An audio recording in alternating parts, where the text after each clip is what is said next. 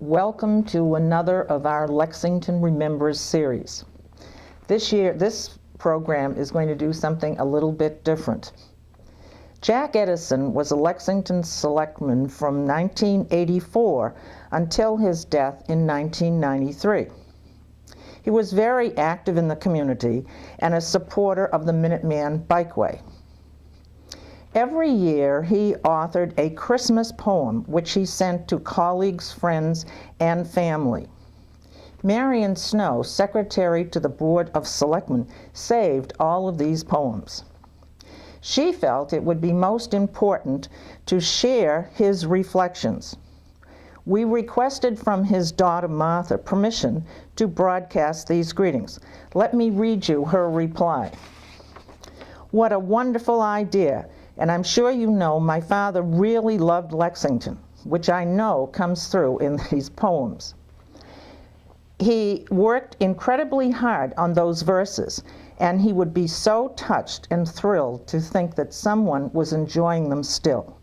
Yes, please go ahead and record these. We have selected portions of his greetings to share with you.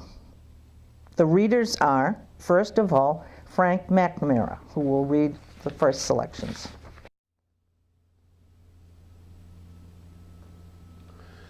This letter was written in 1984 and is entitled An Election Recollection. The time for greeting is at hand, the time for verses on demand, to touch upon or underscore some happenings of '84.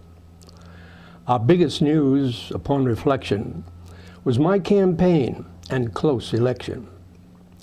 From autumn's start with scant renown to getting known around and across the town, and being seen as a correct man in Lexington to be Selectman.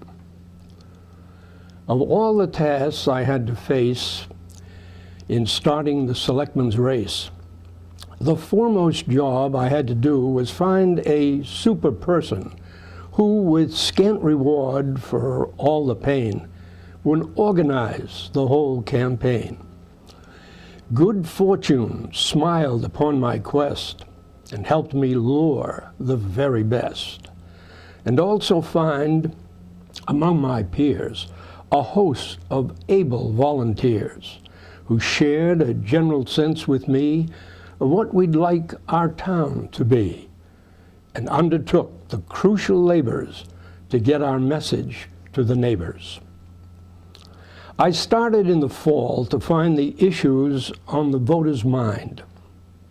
The ones that got the most remarking were traffic jams and lack of parking, and loss of valued space to buildings filling up the place where Minutemen had once done battle and round the world made windows rattle. One exercise that seemed essential was ringing doorbells residential on snowy Saturdays and Sundays with map and lists and woolly undies. Like parson calling on his flock, up icy steps I'd climb and knock, then grasp the owner's hands and greet while proffering my bio sheet. I once incurred a lady's wrath by straying from her flagstone path, and cutting across her snowy lawn, my footsteps told her where I had gone. She phoned indignantly to note I wouldn't ever get her vote. Then came that March election day when voters trooped to have their say. And after that, with tension mounting, the ritual of ballot counting. Our partisans had joined the herd that waited the official word. We watched the count, our fears unsaid, as our opponent moved ahead. With precincts tallied, all but one, our months of effort seemed undone, till came the count from Precinct 9, my end of town, my friends benign. With absentees, They tipped the scales and thus preserved our fingernails. For when the final count came through, I'd won the race by 22, an outcome that I now recall with endless thanks to helpers all.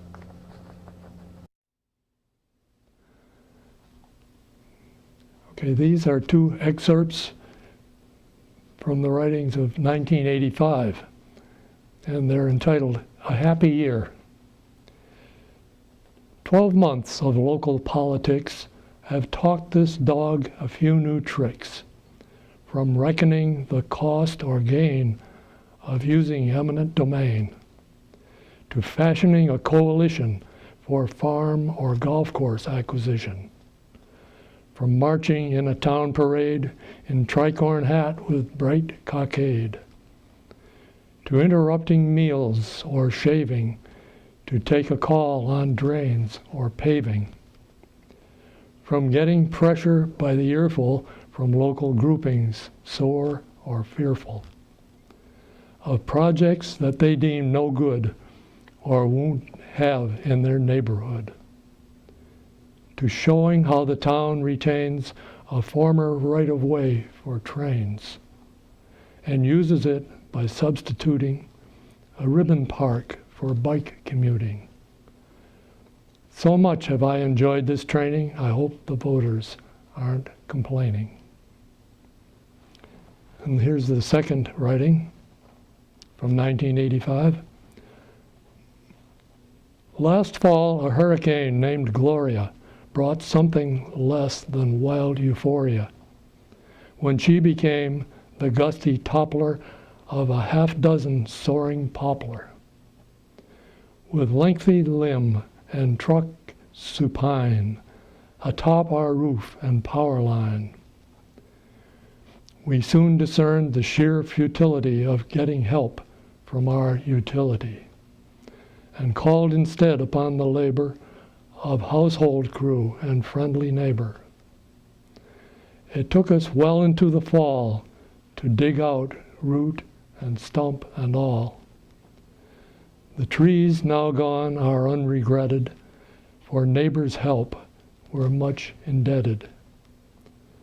The power lines are strung again. This lumberjack feels young again.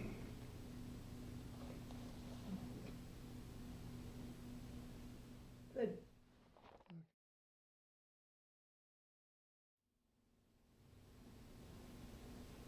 1987.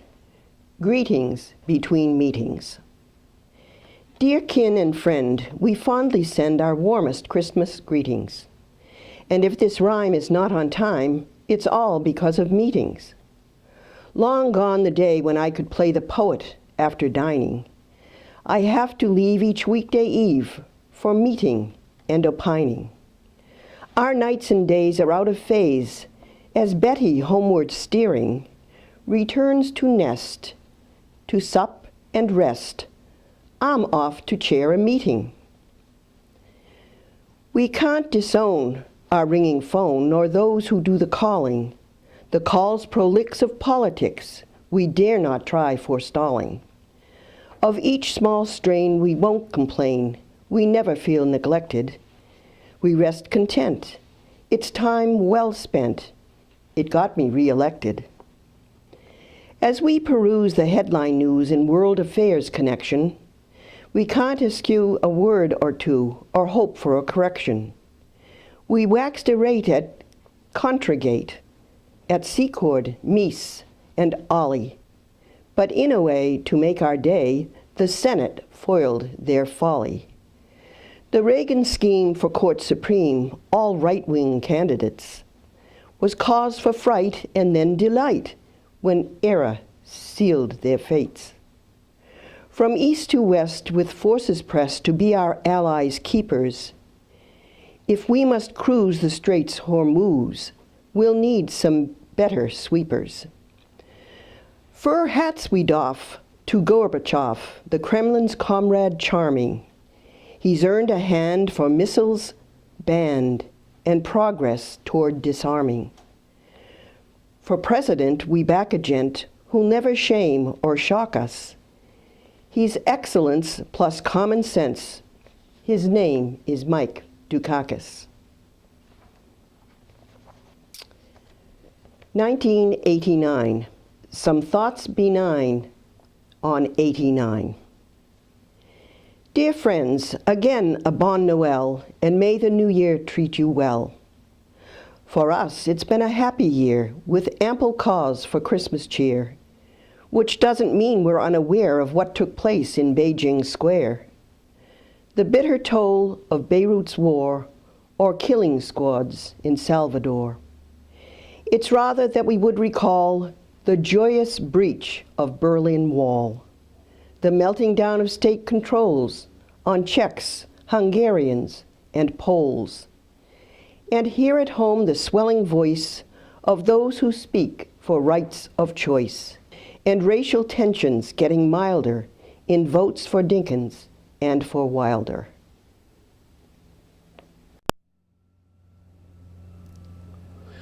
This was written in 1991 as entitled Christmas Cheer, What a Year. We're here again with verse and pen to send our yearly greeting and thus renew with each of you a cycle worth repeating. It's been a year of change immense in attitudes and world events. With chimneys sweeping bombs so smart, their carnage seemed like works of art. With missiles Patriot and Scud, with burning wells and oily mud, our nation feeling proud and mellow, our streets festooned with ribbons yellow. For victory against aggression, success abroad.